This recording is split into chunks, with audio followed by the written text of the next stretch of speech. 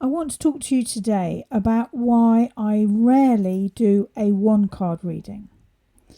Because the problem with a one card reading is that I don't think it rarely gives you the depth of information you need to answer a question or reflect a situation accurately.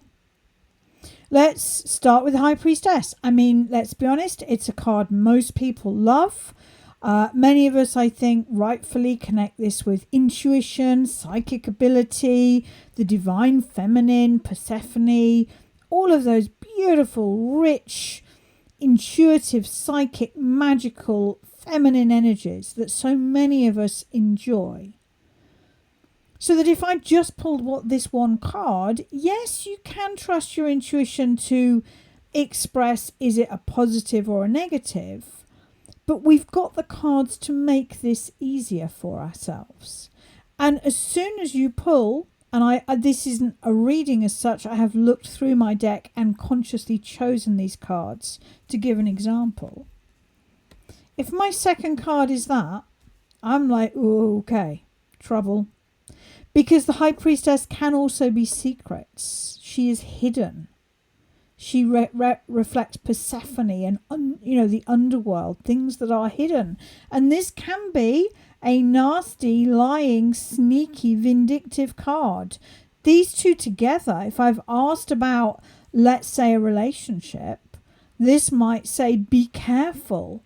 There are secrets. There are things about this person you don't know. On the other hand, if my second card was the Ten of Cups, then I might say, yes, this person is deeply intuitive, possibly quite empathic. They may seem guarded and quiet and introverted at times, but I do think they are looking to move towards being in a relationship with you. The difference that each of these cards makes to this card is phenomenal.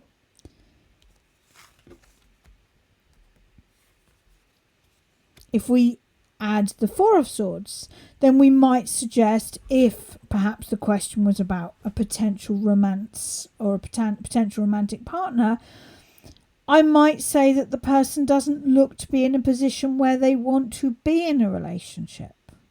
That maybe they're focusing on themselves right now. Maybe they need peace or quiet, or to be more insular or alone. It's not a bad reading for a person, but it doesn't suggest somebody that wants to be in a relationship. Whereas this definitely ramps up the secret, the hidden side of this card. And this balances out the more introverted side of this card with hope and the desire to be in a relationship. So tarot pairings is really important. Let's do a similar exercise with the Two of Cups.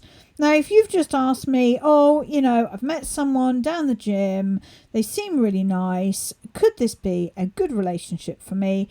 If I'm doing a one card reading and I get the Two of Cups, I am likely to say yes. But actually that question there, I've met someone at the gym, I'm interested to know, is it worth, dating them? Is this a good move for me? I would probably do 3 spreads for that question.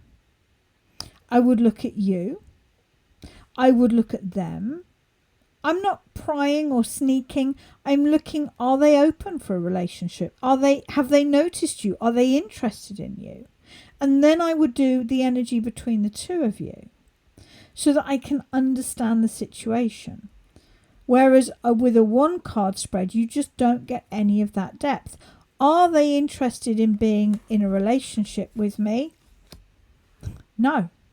There may be an initial, a date. There may even, this sort of sexual energy in there, be a one night stand. Is it a relationship with death there? I would say no.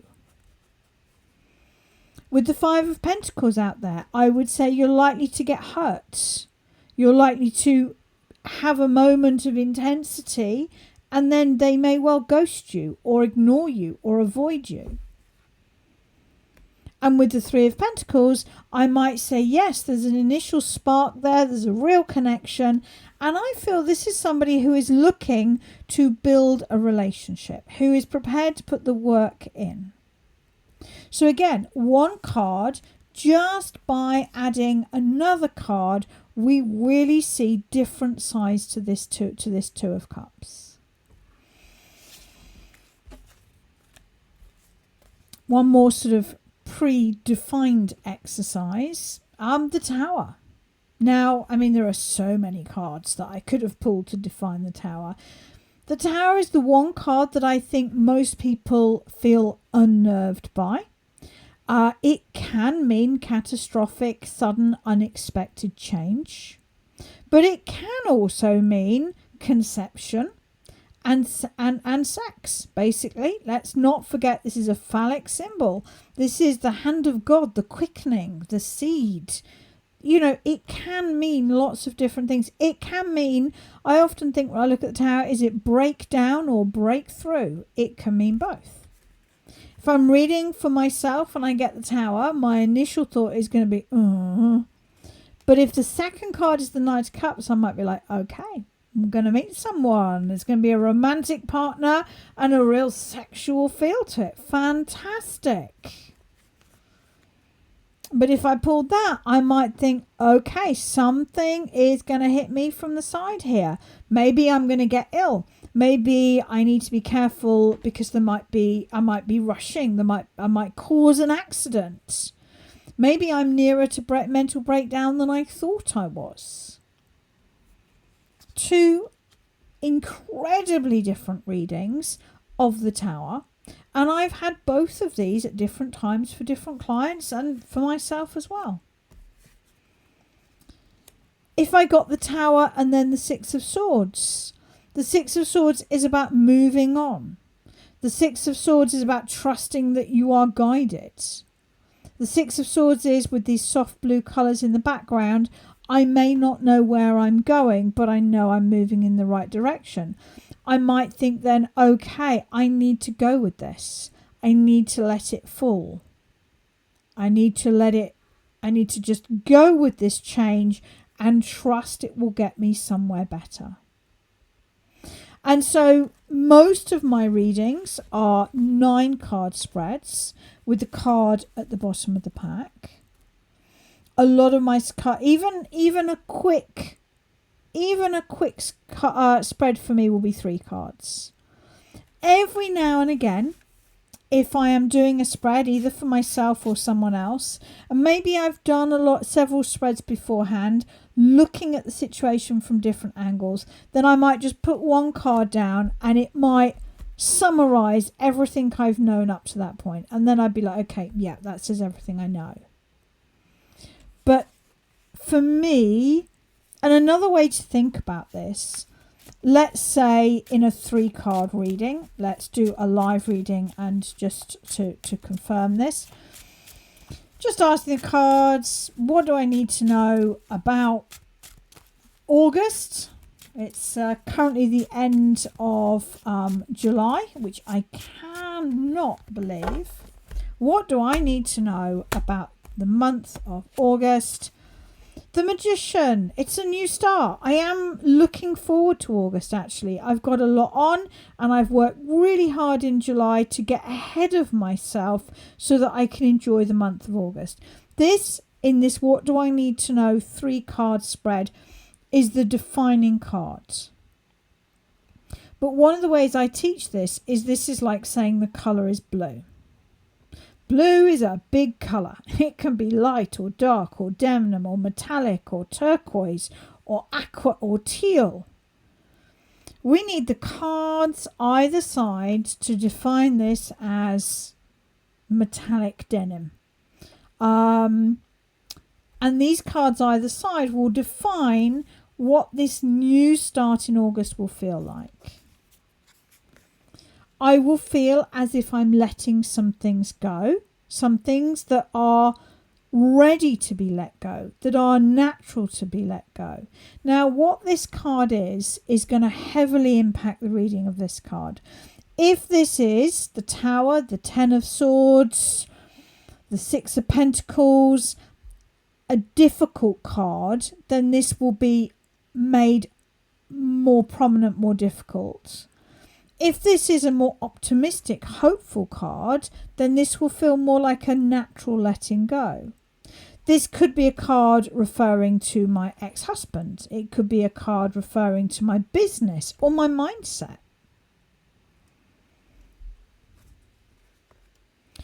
I think it is my mindset about my ex-husband. I think this is saying this is the month I've worked really hard to get ahead of my work. We've decluttered the house. I feel like I'm entering August slightly ahead of myself. And I think this is the month when I get some closure on romantic and past emotional issues. This card completely changed the meaning of this card. Card at the bottom of the pack, always worth checking. Moving on with confidence. So the Magician gave us the feeling of it's a new start. These cards narrowed it down to actually it's perhaps an emotional closure about my marriage, which ended far too long ago for me to be getting to this stage. And this card shows a confident moving forward. If you found this video useful, there are lots of ways that we can connect, and perhaps one of the easiest places to start is to grab a copy of my book off Amazon. There is a lot in the book. It goes through each of the cards in great detail, and I've tried to write the book as a story as well. So when you get to the bits in italic, these may be personal reflections on the card. They may be reflections from spreads that I've done as a professional. I've tried to fill the card with stories, the book with stories, because I think in the end, it is stories that help us to really connect with the pictures of tarot on a deeply personal level. So do jump over to Amazon and get hold of my book, either as an ebook or a physical book.